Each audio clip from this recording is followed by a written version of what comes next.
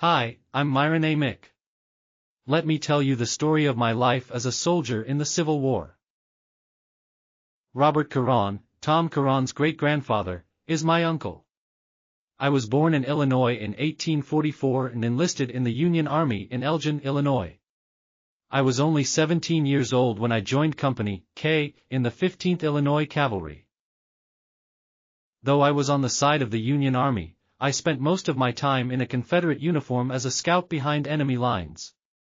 As a Federal scout I served as Union spy and I traveled ahead of the other troops to gather information about Confederate troops.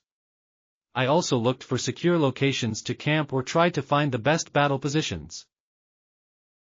My fellow scout, George Quimby, wrote in his book The Perfect Scout, that a scout should be quick to think, quick to act, and have a general knowledge of the geography and inhabitants of the country in which he operates, and withal he should have gentlemanly instincts.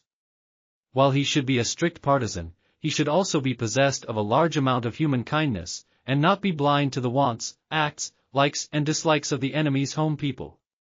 He should be familiar with their provincial dialect, if they have any, and have a thorough knowledge of their sympathies and hates. With all these necessary qualifications he would still be useless as a scout if he did not possess the required amount of moral courage to enable him to fly to the rescue of a friend or comrade if there be a greater probability of saving their life than that of losing his own. Sergeant Quimby and I were members of a scouting unit under Major General Oliver Otis Howard, the commander of the Army of the Tennessee during Sherman's march to the sea. This was a military campaign through Georgia from November 15 until December 21, 1864, led by William Tecumseh Sherman, Major General of the Union Army. We left the captured city of Atlanta on November 15 and ended with the capture of the port of Savannah on December 21. When we reached Savannah, Georgia, we found ourselves cut off from our supplies and with no means of communication to know if there were any friendly ships in the harbor. When ordered by General Sherman to locate the supply ships, General Howard dispatched Captain William Duncan, Sergeant Quimby and I to contact the Union fleet. The journey took 3 days. General Howard called this the boldest enterprise of the campaign. We were to take an old dugout canoe and paddle down the Ogeechee River for some 15 or 20 miles, through enemy's lines, and to pass the Ogeechee Bridge and various rice plantations. We relied on slaves we met along the way for shelter, and to help guide us through the Confederate territory. We slipped past the guns of the Confederate-held Fort McAllister, defended not only by its garrison but by a neighboring Confederate gunboat. We finally, though exhausted and hungry, reached the Union fleet offshore, informing them of Sherman's proximity and to open up communications with our Union warships. We concluded our successful mission to slip by Southern troops to pass a message from General Sherman to Admiral Dahlgren.